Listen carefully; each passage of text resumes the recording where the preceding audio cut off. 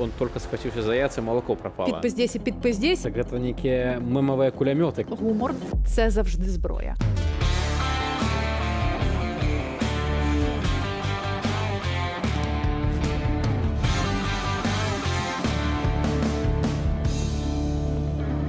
Вітаємо вас! Це «Безвіз» – програма, у якій ми без цензури та без кордонів обговорюємо важливі для нас теми. Віта Вцівчик. І Тетяна Іванська, господарство, дякую, што пішаце каментары. І ведаеце, вельмі шмат такіх навінаў, ну, вядома, чорных, з таго, што адбываецца. Аднак мы вырашылі трошкі, так бы мовіць, разбавіць нашу перадачу ўсё ж такі нейкім такім пазітывам, знайсці нейкія моманты пазітыўныя, з якіх можна пасмяяцца, трошкі адпачыць, нават не гледзячы на, вядома, цяжкую штодзённасць. А сміятися обов'язково треба. Я вам більше скажу, на війні хлопці і дівчата, які зараз сидять в окопах, вони підтримують один одного саме гумором. І вони дуже часто кажуть, що без гумору, можливо, б у них не було сил ось витримати це все. А так їм набагато легше. Плюс, окрім того, що самі солдати жартують, так, у нас є чимало, наприклад, в Україні програм, які зараз з гумором обговорюють війну. І від цього стає легше. Я думаю, ви знаєте український контент. От ми сьогодні так само вирішили трішечки з гумором підійти до нашої програми.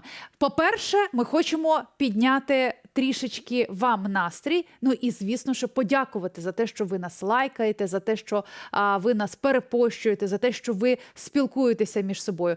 За цей проміжок часу, який триває «Безвіз», було чимало важких тем, було чимало історичних тем, були теми, над якими варто було подумати, що більше в них заглибитися. Сьогодні ми з вами трішечки посміємося. Сапраўдныя лайтовы рэжымы, і мы распачынаем гэтую перадачу. Будзем сёння абмяркоўваць такія пэўныя жарты з сур'ёзных, дарэчы, тэмаў, і тое, вось як сапраўды смех можа становіцца зброяй, так? Бо не кожны жарты ўсім падабаюцца. Або не лише зброєю, а й певними такими, знаєш, політичними ниточками. Говоримо сьогодні про меми. Політичні меми.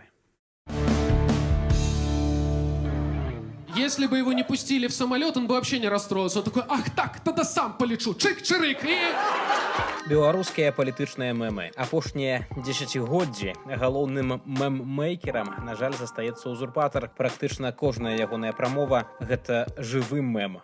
Сам покажу, откуда на Беларусь готовилось нападение. И если бы за 6 часов до операции не был нанесен превентивный удар по позициям, 4 позиции, я сейчас покажу, карту привез, они бы атаковали наши войска Беларуси и России, которые были на учениях.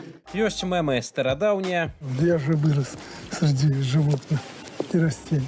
Василий Быков.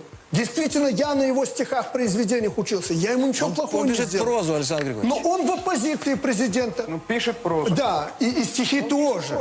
Из корена был не только белорус, он жил и в Питере. І ёсць мемы куды больш свежыя. Ты посмотри на эту скотину. Она же вся обосранная и уже на шерсти закорела все. Это вы, Саша, 3% уже написали на мальчика. Вусатый таракан, еще чего.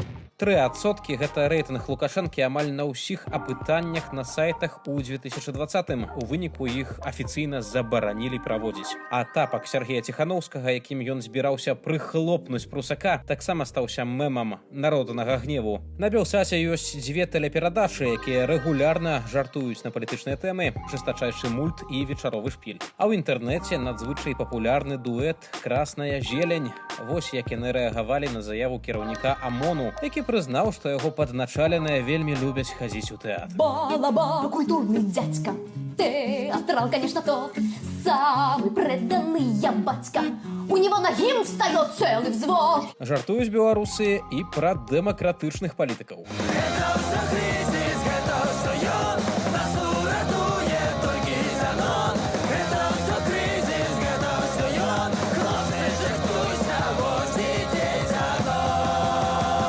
Пасля плошчы Каліноўскага ў 2006 з'явіўся Зянон Хоп, а пазней з палітыка жартавалі на радыё Свабода. Маўляў, часта абвінавачвае ў агентурнасці іншых, але некалі прызнаў, што ў яго была крыніца ў КДБ.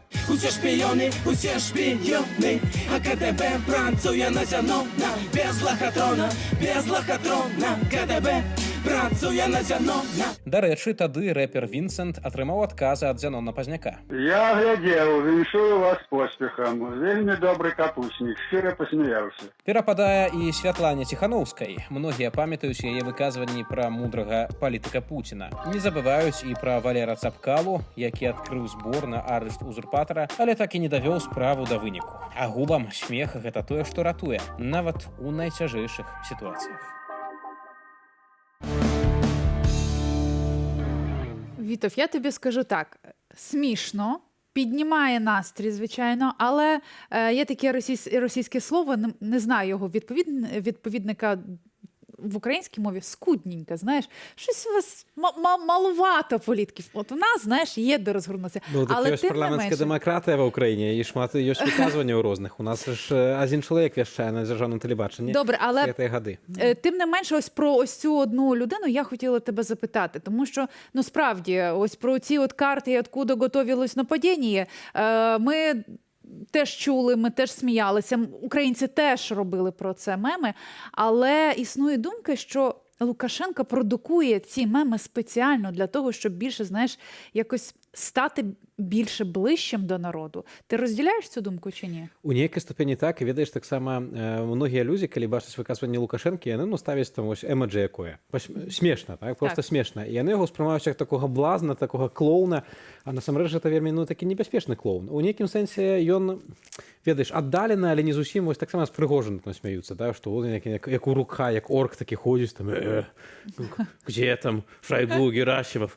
Таксама за такого ўсе смяюцца, але рэальнасць такая, што гэта злачынца, на якім не мазе клейма ставіць, таксама і Лукашенко гэта злачынца. Я, ведаеш, табе прызнаюся сам. Напрыклад, я ўдзельнічаў у плошчы 2010 года. Я там быў, мяне тады лезве не затрымалі, толькі цудам так сталася. А мой сябар, напрыклад, тады таксама непаўналетні, мой сябар, ён трапіў у шпіталь з разбітай галавой, так, напрыклад, тады. Да маёй мамы там прыехалі гэтыя карнікі на працу потым на наступны дзень. У нас былі ператрусы, КДБ прыходзіла ў нашу кватэру. Я тады ў тыя дні памятаю, што ўцёк з ліцэю і нават, ну, начаваў не дома, для таго, каб проста не быць затрыманым. І ў гэтай сітуацыі я уключаю тэлевізор, дзяржаўнае тэлебачанне, і я слухаю Лукашэнку, мне ўсё роўна смешна. То бок, нягледзячы на тое, што вось там маіх родных знішчаць, знаёмых, сяброў, усё роўна проста немагчыма слухаць яго больш там за 30 секунд і не выбухнуць смехам ад таго, што ён гаворыць. Наколькі ён абсурдна... Ну, це так, але... Гэта пэўна такі парадокс, сапраўды, які існуе, і існуе ён доўга. Можа, ён і падымае настрой беларусам, але бачым, што нічога добрага з гэтага не вынікае. Ну, от враження виникає, знаєш, що він користується цим. Ось він ось цією своєю недолугістю, знаєш, як кажуть, треба бути дуже розумним, щоб бути дурачком.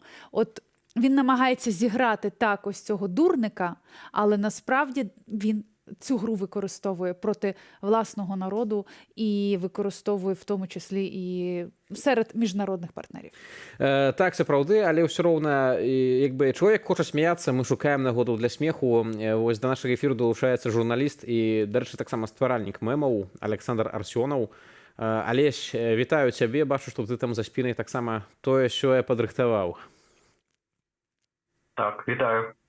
3%, гэта вось гэты рэйтынг Лукашэнкі з 2020 года, яго вось так малявалі на графіці па ўсёй краіне, і ён таксама на фоне табакеркі. Распавядзі, калі ласка, перадусім для украінцаў, што гэта ўвогуле азначае, чаму ты вырашыў паставіць гэта сёння на фон? Гэта, я думаю, самы важны мем у нядаўняй гісторыі Беларусі, таму што гэты мем меў рэальнае значэнне. Пачалося з таго, што перад выбарамі 2020 года у соцсетках, на сайтах навінаў у Беларусі ладзілі розныя апытанні пра тое, за каго будзеце галасаваць, і Лукашенко на іх стабільна набіраў 3%. Гэта стала гумарыстычным мемам, але у выніку перарасло ў тое, што бальшыня беларусаў сапраўды паверыла, што Лукашенко не мае сур'ёзнай падтрымкі і, можна, сапраўды яго падтрымлівае якія-небудзь 3% насельніцтва. Сацыёлагі наўрад ці з гэтым пагодзяцца, можа, ўсё-такі падтрымка Лукашэнкі вышэйшая, але ў народа ў галаве замацавалася ўжо не проста як жарт, а як факт, што за Лукашэнку 3% беларусаў. То бок жарт перарос у такую пэўную рэальнасць у галовах, так? То бок гэта той выпадак, калі хтосьці пажартаваў альбо хтосьці заўважыў нейкую акалічнасць, і яна сталася такой ментальнай рэальнасцю. Так, толькі ў адрозненне ад іншых мемаў, якія перараслі ў рэальнасць, гэта меў палітычны падтэкст. Таму што, напрыклад, спявак Александр Саладуха быў проста гумарыстычным мемам, і гэта яму дапамагала ў ягоных выступах, але тое, што ён пераздабыў папулярнасць новым шляхам праз інтэрнэт, ніяк не паўплывала на палітычнае жыццё краіны. Олександре, як ви вважаєте, ось ми тільки що говорили, найбільше мемів в Білорусі це, звичайно, про диктатора Лукашенка. Але чи готове білоруське суспільство зараз жартувати і створювати меми на якусь іншу тему? Якщо так, то що другі по популярності зараз? Нават цяжка сказаць, бо у Беларусі вельмі абмяркоўваюць тэму вайны ва ўкраіне, але сваіх уласных мемаў на гэта не ствараюць. Хіба калі ва ўкраіне паднялася тэма са словом паляныця, так, то беларусы пачалі шукаць, якое падобнае беларускае слово, які беларускі шыбалет можа быць нашай паляныцею. Адназначнага адказу не знайшлі, хіба падумалі, што назва мястэчка Шчушыншчына можа быць беларускай паляныцай. Шчушыншчыну вельмі цяжка перабіць, адразу пазнаеш чужыці свой. Але сваіх уласных мемаў пра вайну ва ўкраіне беларусы не стваралі, а па-за палітычным жыццём нейкай адзінай суцэльнай тэмы для мемаў нават і не знаходзіцца. Слухай, так это атрымоўваецца, што Лукашенко не толькі узурпатар улады, но і узурпатар мемаў, так? То бок ён галоўны комік краіны, галоўны стендапер, і ўсе на яго глядзяць і смяюцца, але вось наконт гэтага смеху. Вось я таксама ўжо Тацяне распавядаў пра такі пэўны парадокс, што нават людзі, якія бачаць пакуты там блізкіх родных альбо нават самыя прайшлі праз засценкі, усё роўна, калі яны слухаюць Лукашенко, яны пачынаюць смяяцца, іх проста, як бы яны не могуць стрымаць гэты смех. Што гэта вось за такі феномен, і ці ўсё ж такі гэта цяпер змяняецца, ці ўсё ж такі цяпер лукашэнкавыя словы выклікаюць можа ўжо не больш гумар, не больш смех, а такія 100% агіды без дамешку нават такого-кольвек гумару? У многіх словы Лукашэнкі выклікаюць агіду, але не магу сказаць, ці гэта ва ўсіх, ці ў паловы.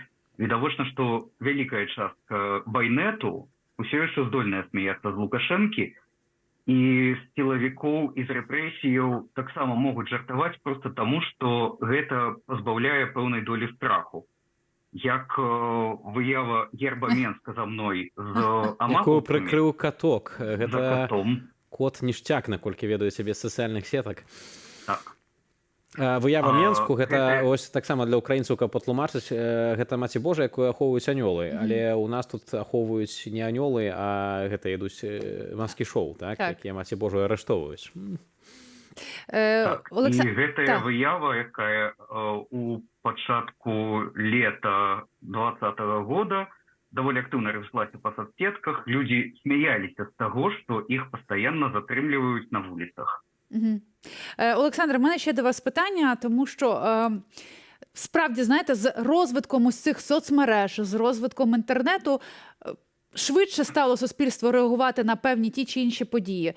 У зв'язку з тим, що дуже багато інформації, люди хочуть якомога мати більш стислий опис того, що відбулося. Саме тому деякі політичні навіть і деякі історичні події зараз вони запам'ятовуються або описуються мемами чи якось закарбовуються у пам'яті цими мемами. Але так само ці меми використовують і політики в своїх передвиборчих кампаніях. І я чула, такі ходили чутки, що навіть Лукашенко має людей, які спеціально створюють меми про нього. Чи це насправді так? І так, і не зусім так. Невядома, каб была нейкая спецыяльная прыгожинская фабрика мемаў толькі па-беларуску, але людзі ў атачэнні Лукашэнкі, магчыма, ягоная прэс-сакратарка, сапраўды спрабуюць выкарыстаць словы Лукашэнкі як мемы, ягоныя кур'ёзныя і шмат у чым глупыя фразы, что то там нам надо раздеваться и работать, будет очень интересно. Гэткія вось фразы Лукашэнкі выкарыстоўваюць на майках, прадаюць у Менску як мінімум у спецыяльнай краме імя Лукашэнкі, якая, калі не памыляюся, завецца штосьці мерч первого або неяк так. Первый, Майкі як з глупымі жартуюць, цытатамі. первый у пекле, там чэрці чакаюць яго на гэтага первага. Ну. І гэта мае даволі цікавы эфект, таму што гэтыя фразы выглядаюць адназначна глупа. З іх цяжка не смяяцца. Але прыхільнікі Лукашэнкі носяць майкі з гэтымі фразамі цалкам сур'ёзна. Можа быць, гэта выклікае такі эфект псіхалагічнай атакі, што глядзіце, нам не сорамна за яго. Ну, гэта як з гэтым мемам «Я бацька», так? То бок я, мы бацька, я бацька, і зразумела. Бачым, што гэтыя людзі таксама самыя становяцца ўжо мемамі, тыя, которые распаўсюджваюць цытаты Лукашэнкі, тым больш там не толькі, напрыклад, прапагандысты, але нейкія сур'ёзныя дзядзькі на селектарных нарадах, нейкія там чыноўнікі ад сельскай гаспадаркі і сядзяць і там у гэтых майках з надпісамі, напрыклад, пра тое, што я диктатор, мне служна панимаць дэмакратію. Ну, абсурд, які ляціць. Яшчэ адзін момант, Алесь, усё ж такі, ну, Лукашенко гэта ж, ну, злачынец, гэта крывавы злачынец, на ягоных руках лёсы паламаныя, ну, я не ведаю ўжо колькіх людзей, просто гэта вымяраецца, можа, нават і дзесяткамі тысяч, а то і сотнямі тысяч, калі мы кажам пра тое, колькі людзей, напрыклад, вымушана з'ехалі за мяжу.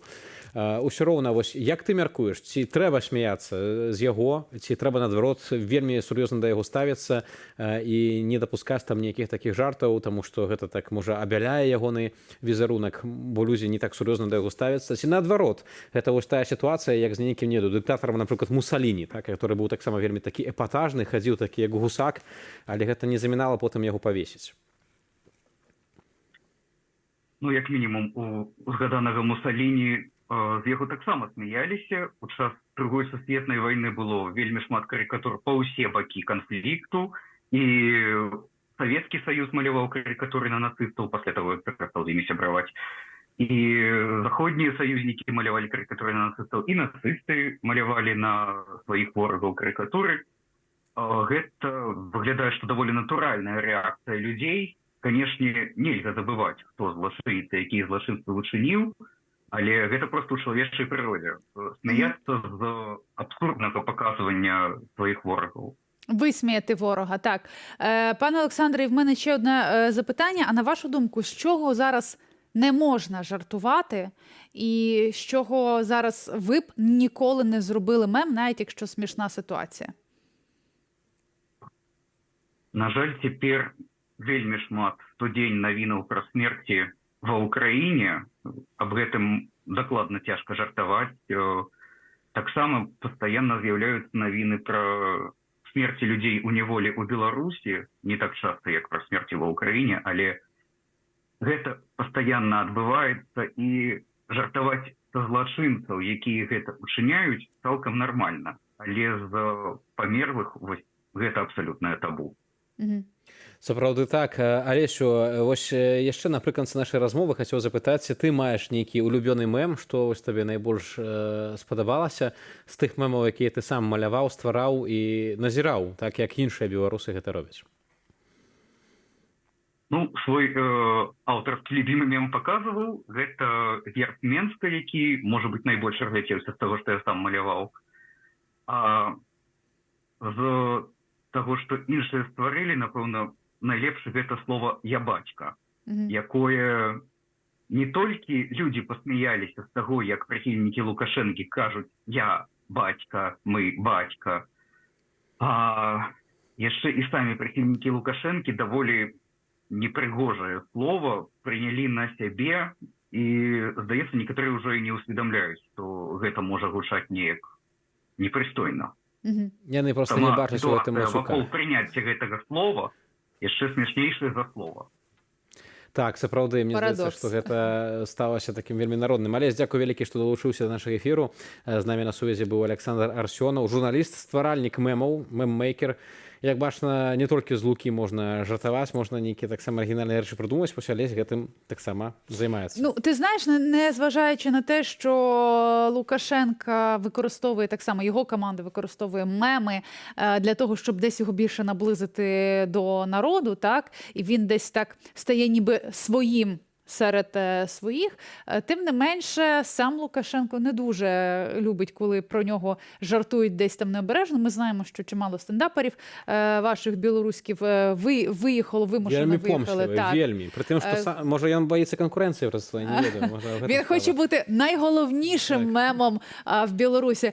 Я Григоровичу бажаю, щоб він став найголовнішим, одним із найголовніших мемів у світі разом із Путіним, щоб з ним так само сміялися. Це, мені здається, людина, от після уходу якої навіть в інше життя можна буде сміятися. Але давайте зараз згадаємо найважливіші, напевно, найяскравіші. Хоча, чесно, я коли почала готувати матеріал, я стільки всього згадала, і я не змогла все це просто вмістити в ці хвилини. У мене так само такий був момент, і тому що є там ось і красна зелень Маргарита Ляўчук, Андрей Павук-Робіс, там, і чай з малиновим варенням, вельми шмат таких усіляких людей, які мають такі розум заточений на гумор. Дивися, ти розумієш, ти говориш про людей, які випродуковують гумор, а я робила, власне, про меми. Тому що навіть вчора, поки я там ще доробляла свій матеріал, вже вийшло кілька мемів. Не всі вони були смішні, деякі меми робляться, знаєш, на реакцію на обстріли з посланням до русні, але дуже багато мемів. Не всі я встигла і не всі змогла їх от втиснути в ці межі часові. Давайте згадаємо одні з найяскравіших про меми в Україні. Є ймовірність, що навіть якщо станеться ядерний вибух, українці встигнуть зробити про це кілька мемів. Адже меми – це не просто смішна картинка. Це те, що здатне передати зміст, історію та об'єднати суспільство. Відомими мемотворцями в Україні є самі політики та президенти. Кучма запам'ятався своєю грою на гітарі та співом з Кобзоном. Українську ж пісню просять заспівати.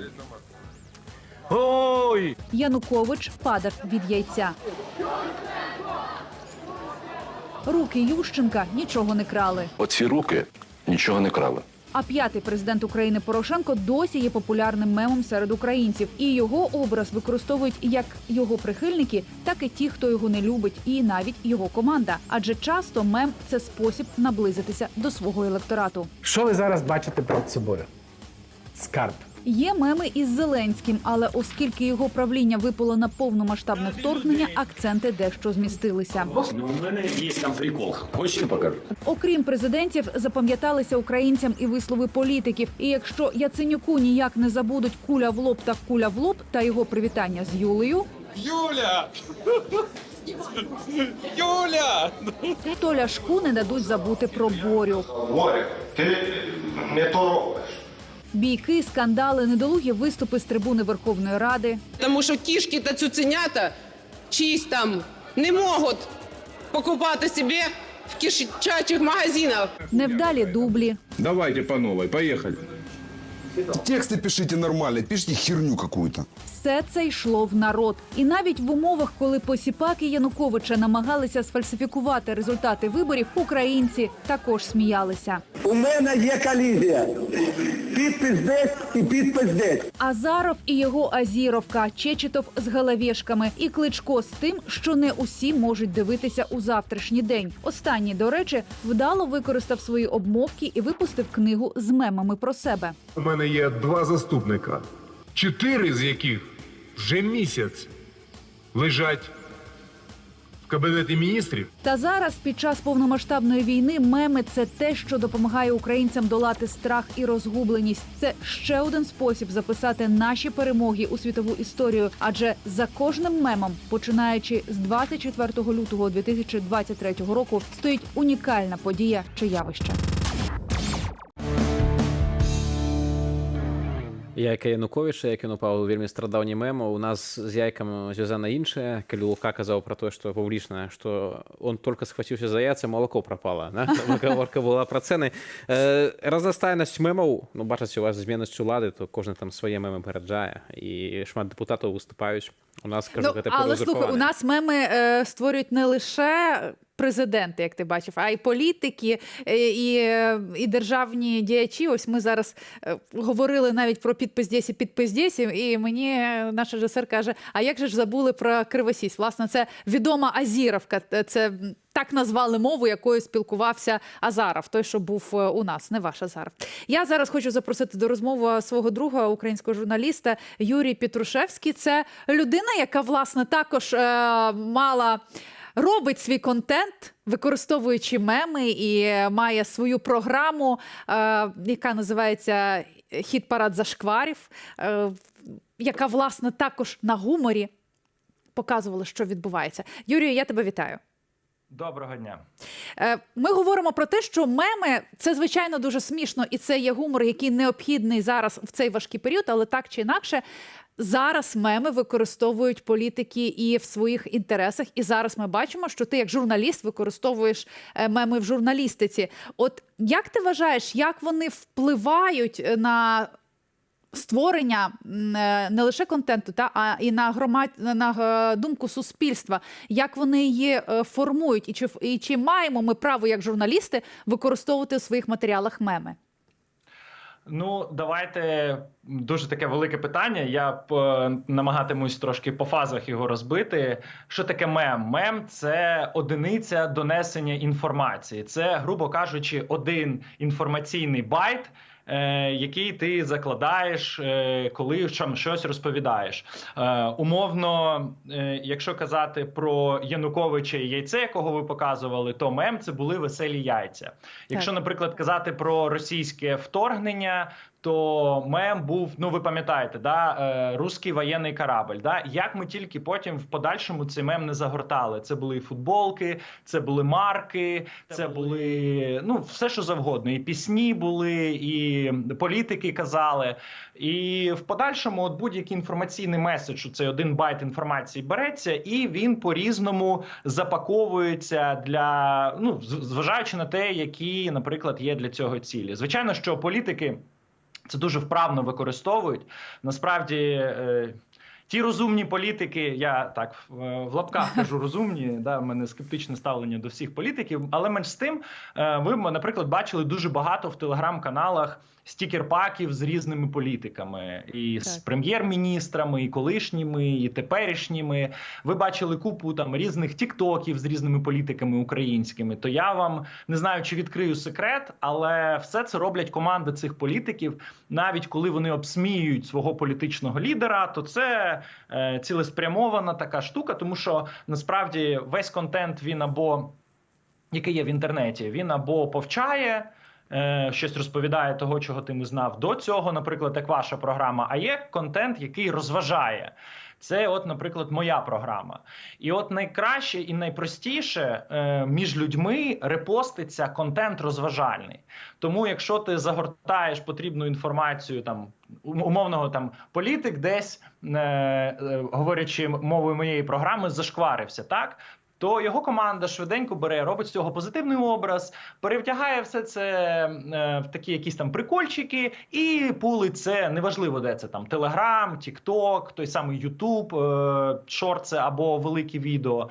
І все це досить добре залітає, репоститься, і люди це обговорюють. Але це от якби одна сторона така, так, розважальна. Є інша сторона теж, якщо вже згадувати цей початок війни і початок вторгнення, я переконаний, що оцей перші 3 місяці, вони стали для нас вирішальними, тому що ми змогли не без допомоги мемів виграти у цю інформаційну війну. Тому що Росія сюди заходила без якихось нових наративів. Вони заходили на мемах 2014 року, там про нацистів, розп'ятих мальчиків, там росіян, яких тут у нас цькують.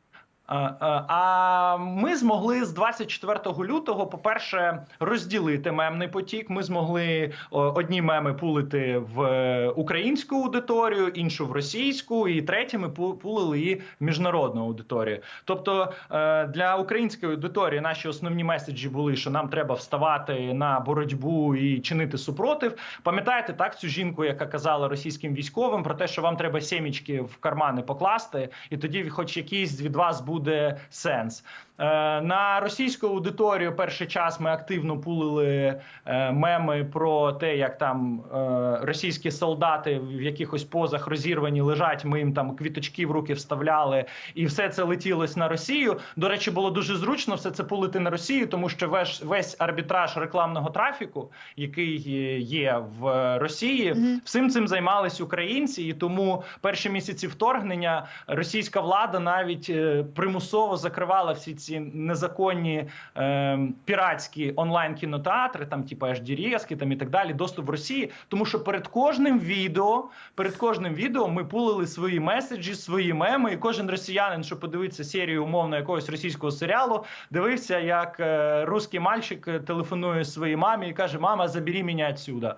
От. І треті меми, це звичайно, що меми були на міжнародну аудиторію, тому що ви пам'ятаєте Close the Sky, Так. ви пам'ятаєте Arm Ukraine Now, це все меседжі, які йшли для іноземців, для того, щоб вони пушили своїх політиків, для того, щоб Україні дали зброю. І як бачите, всі ці три потоки інформаційних, вони спрацювали, і, можна сказати, першу серію мемної інформаційної війни українці виграли. О, нічого собі, гэта для мяне, кажучи, такое адкрыццё, што можна так прафесійна працаваць з мемамі. Для мяне, вось як для проста карыстальніка, заўсёды здавалася, што гэта толькі такія жарты, народная творчасць, і не больш таго, а тое, што мемы гэта выпадак, калі смех сапраўды можа быць зброяй, прытым абсалютна, ну, амаль не ў пераносным сэнсе.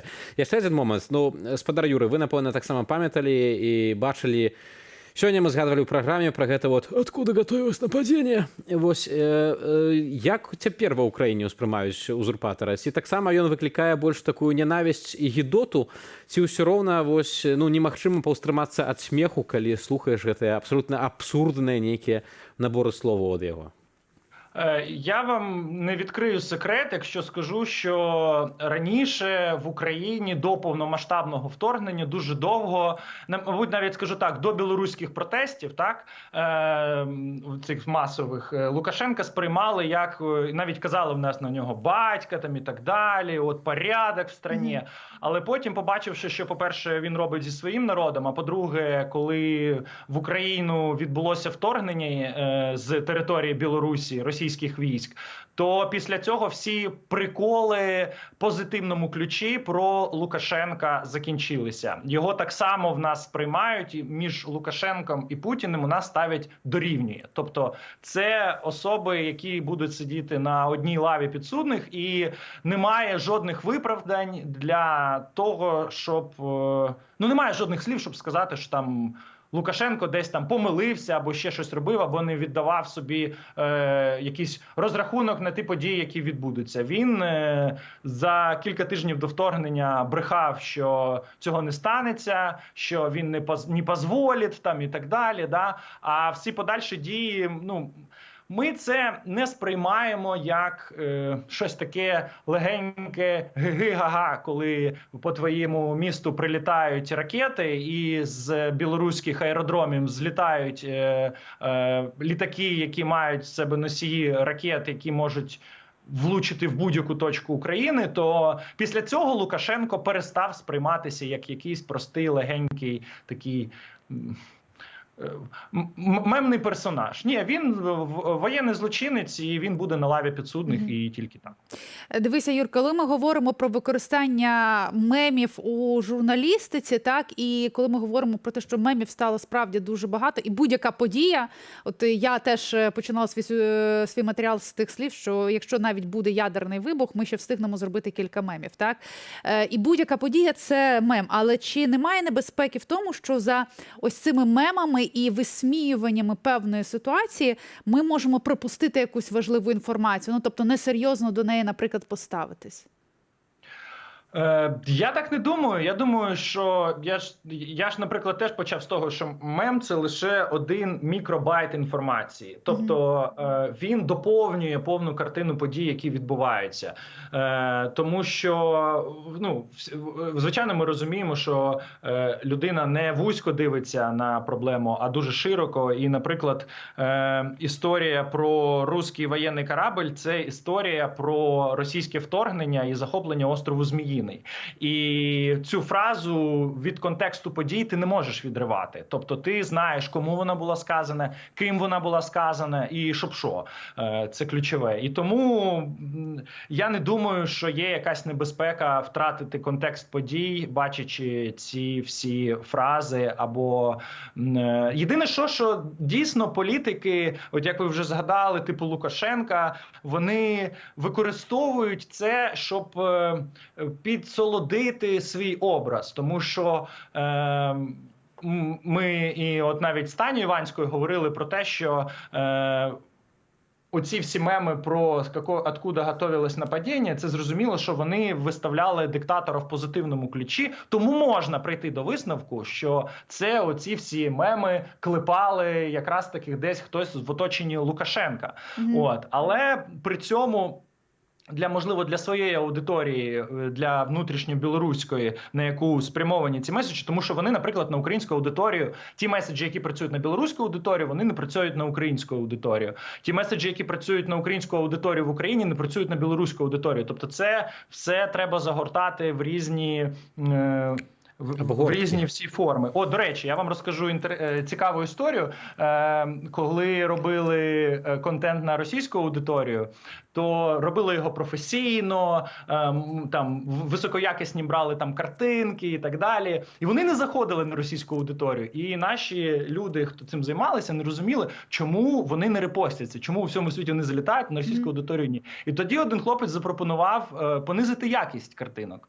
Просто взяти з поганим розширенням, написати, можливо, текст з помилками і почати пулити в Росію, і вони або, наприклад, взяти якісь абсурдні меседжі про те, що там, ну, а-ля там вишки 5G читають думки, да, там в Росії теж там про інопланетян ми багато пулили, і про їхнє призначення росіянське. От. І оці ідіотські меседжі, зроблені в поганій якості, на російську аудиторію залітали як найкраще, тому що за роки путінської влади вони настільки привикли споживати цей шлак-контент, що на них залітає от якраз таке все низькоякісне. Тому...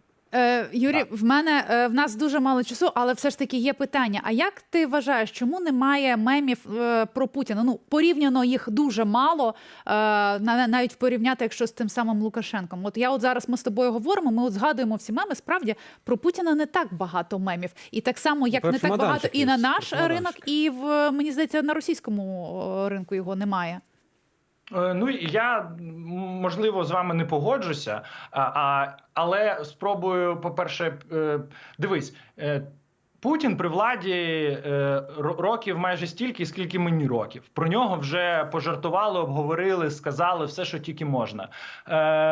Він занадто зараз рідко з'являється на пабліку, відносно там того ж Зеленського, наприклад, так?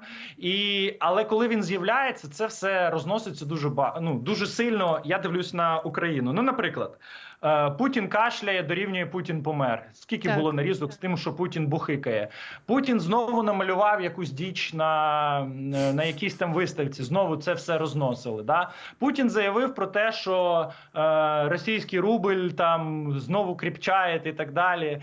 І це активно форсилося, активно розносилось. Не знаю, контент-опілка працює, просто дивлячись на кого все це спрямоване. Єдине, що я вам скажу, що я помітив, ми там трошки консультуємо по Тік-Току різних людей, то, наприклад, відео з Путіним, вони цілеспрямовано зрізаються їм перегляди. Я не знаю чому, але от в Тік-Тоці, якщо є обличчя Путіна і він починає щось говорити, то воно менше залітатиме. Можливо, це стосується України, можливо, ще щось, але от з приводу Тік-Тока є така тема. Ну, от хочете, щоб зрізали не перегляди Путіна, а повністю Путіна. А Путіну роки.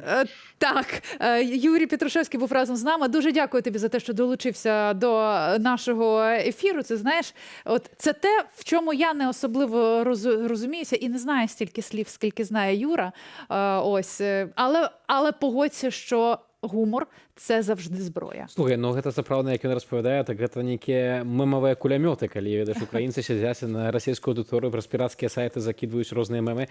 Для мяне это вельмі нечакана было нават, так? Я думаў, што мемы гэта нешта выключна вось так сесці вечарам там з півам ці нейкім іншым напоем, адкрыць кампутер, пасмяяцца, пазавісаць у метро. А тут аказваецца, што можна так уплываць на грамадскую думку, гэта вельмі класна. Яшчэ другі момант, цікава, што ў палітыкі самыя гэтыя стыкербакі распаўсюджваюць нейкія і так далей. Вельмі класна сведчыць пра тое, што у людзей няма нейкіх так ведаеце цвікоў на зэдліку. Яны нармальна сядзяць, у іх няма нейкіх такіх вось у мене є ці в Телеграмі є ці стікери майже з усіма політиками, і повір мені, там дуже і дуже смішно. Вельмі файна, калі людзі волі маюць дыстанцыю да самых сябе, калі маюць магчымасць самых сябе пажартаваць, значыць, пачуваюцца ўпэўненымі. І так павінна быць, бо свабодны чалавек таксама ён у значнай ступені таксама і ўпэўнены чалавек.